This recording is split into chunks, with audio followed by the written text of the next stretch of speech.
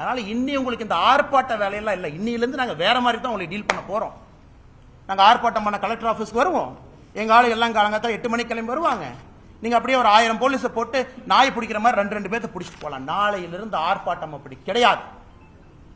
ஒரு வீட்டுக்கு வெளியே ஆர்ப்பாட்டம் நடக்கும். நீ 10,000 போலீஸ் இறக்கியா பாத்திரலாம். நான் ஒரே இடத்துல அப்படியே என் தொண்டனை கூட்டிட்டு வருவேன். லட்டு அமுத்துற மாதிரி அமுத்திட்டு போயிருவீங்க. நீங்க ஒரு வீட்டுக்கு முன்பு நாளை பாரதிய ஜனதா கட்சியின் தொண்டன் காலையில 10 மணிக்கு வெளியே வந்து நிப்பான். தன்னுடைய தாய்க்காக சகோதரிக்காக குரல் கொடுப்பான். இந்த அண்ணாமலை நாளைக்கு என்ன செய்ய போறேன்னு சொல்ற கேட்டு. ஆனால் நாளை எனக்கு நானே சாட்டை அடி கொடுக்கக்கூடிய நிகழ்வை காலை 10 மணி என்னுடைய வீட்டுக்கு வெளியே நான் நடத்தப்போறேன். நான் எனக்கு முருகபெருமானுக்கு சூர சம்ஹார பெருமை இந்த தீவிரம்லாம் அழிக்கணும்.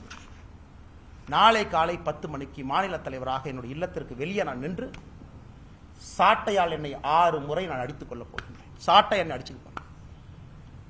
நாளையிலிருந்து திமுக என்கின்ற கட்சி தமிழகத்தில் ஆட்சியிலிருந்து அகற்றப்படும் வரை நான் செருப்பு போட மாட்டேன்.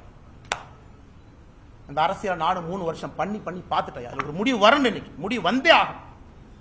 சும்மா இத்தனை நாளைக்கு எத்தனையாக நானும் வண்டி ஓட்டுறது. நாளையிலிருந்து 48 நாட்கள் நான் விரதம் இருக்க போகிறேன். பிப்ரவரி 2வது வாரம் முடியும். 6 படை வீட்டுக்கு நான் போக போறேன். முருகபெருமான்ட்ட முறையிட போறேன். இன்னி பார்த்துக்கலாம் அரசியல், இன்னி பார்த்துக்கலாம்.